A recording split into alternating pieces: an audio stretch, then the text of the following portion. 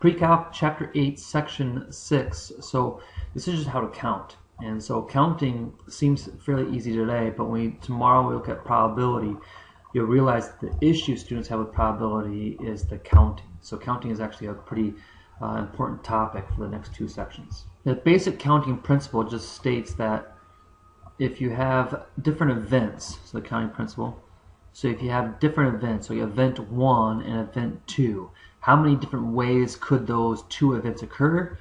To figure that out, you figure out how many different ways could event 1 occur. So event 1 can occur m different ways. Event 2 can occur in 2 different ways. So the number of ways that both of those events can occur together would be multiplying the number of ways for each event. So m1 times m2. So an example of that would be like your locker combination.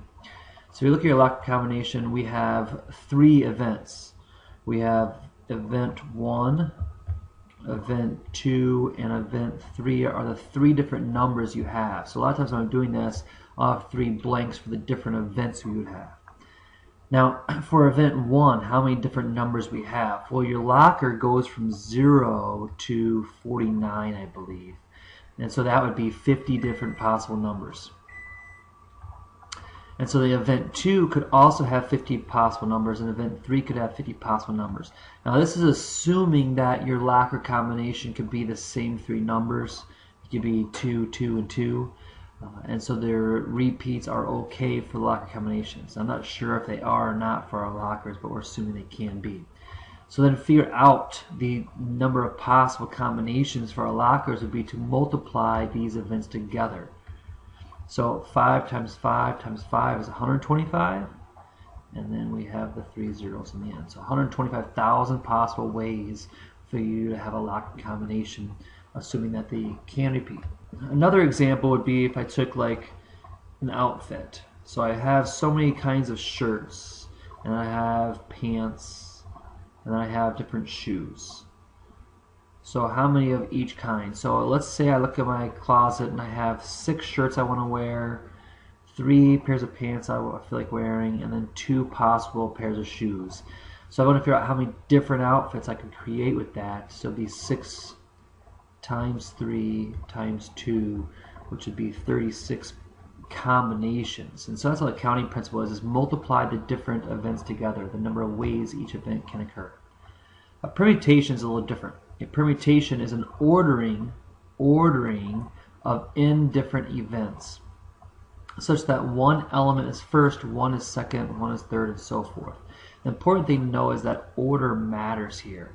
So you're ordering different events, so they cannot be reused, because you're taking the events and putting them in an order. So an example here of manufacturing, 4 processes are involved in assembling a product, and they can be performed in any order. The management wants to test each order to determine which is the least time consuming, and then how many different orders will they have to be tested. So we have 4 different possibilities here, A, B, C, and D. So those 4 events need to occur to some kind of item. And so then how many things could go first? 4. How many things could go second? Well, if I've used one of those 4 events for event 1, then we only have 3 possibilities for event 2, then 2 for event 3, and 1 for event 4, and you multiply those together.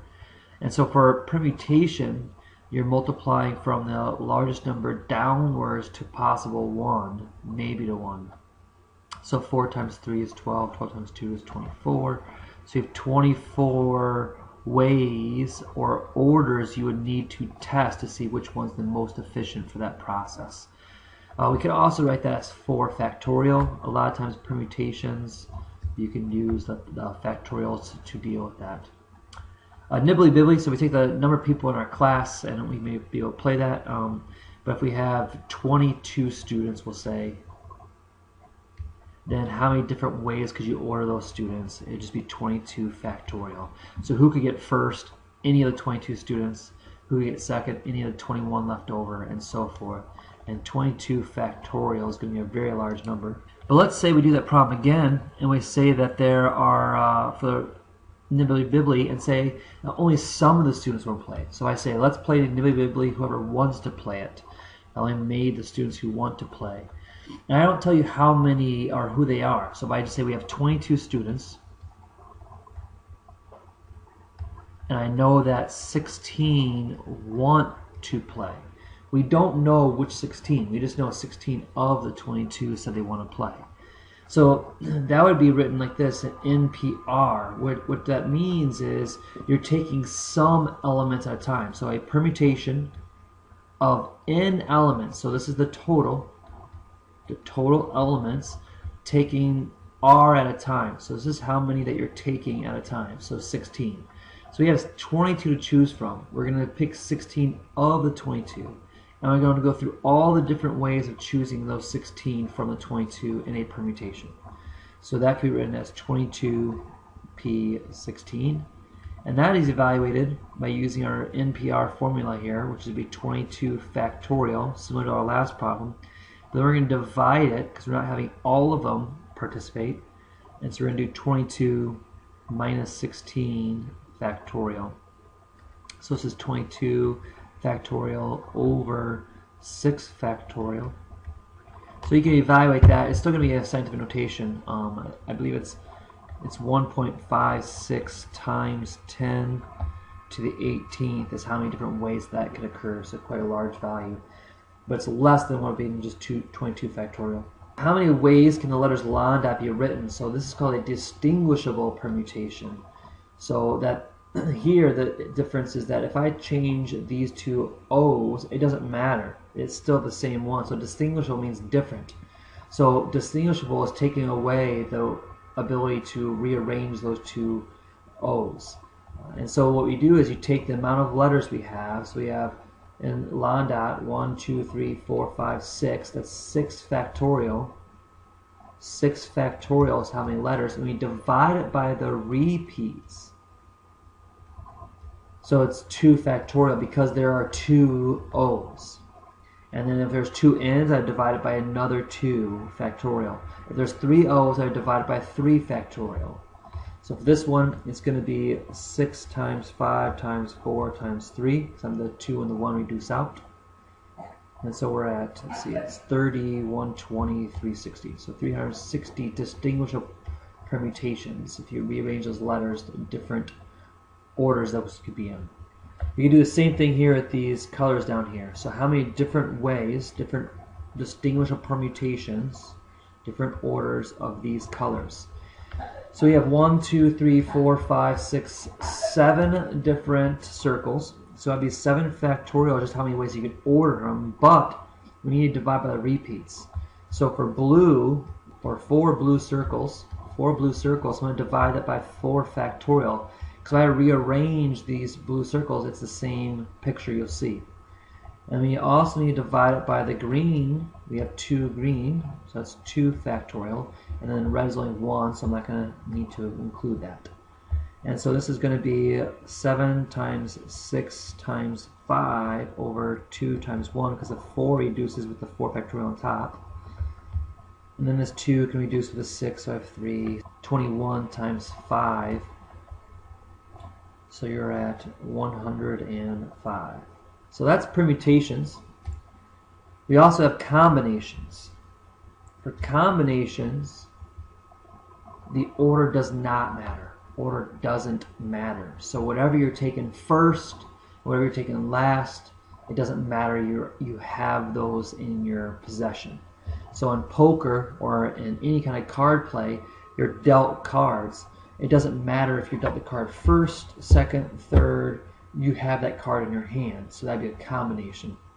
So to find combinations, we have n elements taken r at a time. So again, this is our total. And we're taking r so many elements at a time. And so it's NCR, and it uses a similar formula as NPR, but we're dividing by another r factorial. So to evaluate that just straight up, 50C6, that would be 50 factorial over 50 minus 6, which would be 44 factorial times 6 factorial.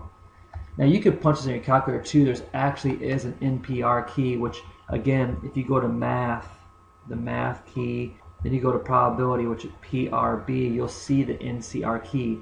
To do that, you have to hit 50 first. Then you hit the NCR key. Then you're going to hit 6. If you do that, 15,890,700. So how many five card poker hands are there? So first you need to figure out what is our total. We have 52 cards in the deck. And what are you taking? You're going to take 5 at a time. So that's going to be 52C5. So you have 52 cards, you're taking 5 at a time. How many different combinations would that be? If you do that, you get 2,598,960 combinations. Just over 2.5 million possibilities when you're dealt 5 cards from 52 cards. And it doesn't matter if you get the 2 of spades first or 2 of spades last in that 5 cards, it's the same thing. Permutation would be that the order would matter, combination does not. So if there are 14 girls and 16 boys in our class, how many co-ed dodgeball teams of 4 girls and 4 boys can we make? So now we have different events here. We have an event 1, which is just going to be choosing the boys, and we have event 2, which is choosing the girls. So now we're combining our basic counting principle with our combination knowledge. So for event 1, our boys, we have 16 boys, and we're going to choose 4. So 4 from the 16. For the girls, we have 14 girls, and again we're choosing 4. Now the counting principle says we multiply these. We multiply the 2 different events together. So let's first find what 16C4 is. And you get 1,820, and then 14C4 is 1,001. And if you multiply them, you get 1,821,820. Be how many different ways you can create a dodgeball team. And again, it doesn't matter if you pick Matt first or fourth when you're picking Matt, because it's a combination. But those are different teams. So last one here, a law office interviews paralegals for 10 openings. We have 10 openings. There are 13 paralegals with 2 years experience. So 13 with 2 years experience, and then there are 20 with 1 year experience.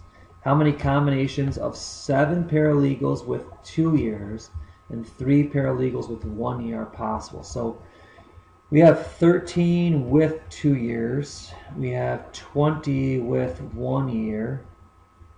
We want 20 total, and then we're going to choose 3 with 1 year, and we want 7 with 2 years. So that's kind of information. So then we can write, our first thought is this a combination of permutation. So if we're choosing these people, they're doing the same job, they're paralegals. So the order does not matter. Now if we chose them and they did different things, so the first person I choose is going to be the supervisor, the second person is going to be the assistant, and so forth, then it's going to be a permutation because they're doing different things. But since they're all paralegals doing the same thing, it's going to be a combination. So for 3 years, with 3 with 1 year experience, I'm choosing 3 from this group of 20. So that's going to be 20C3. And then I'm going to have 7 with 2 years out of the 13 I had to choose from. So that's 13C7. And I'm going to multiply them to figure out how many different ways I can have both the 3 and the 7 taken. So if we do that, we get 1,140 for the 3 individuals we're choosing for the 1 year experience. And then for these 7, we get 1,716. And then if we multiply those together, we get almost 2 million different ways that could occur, different combinations. So there's a lot. So that is counting for the day, and then we'll use this all for probability tomorrow. So see you tomorrow.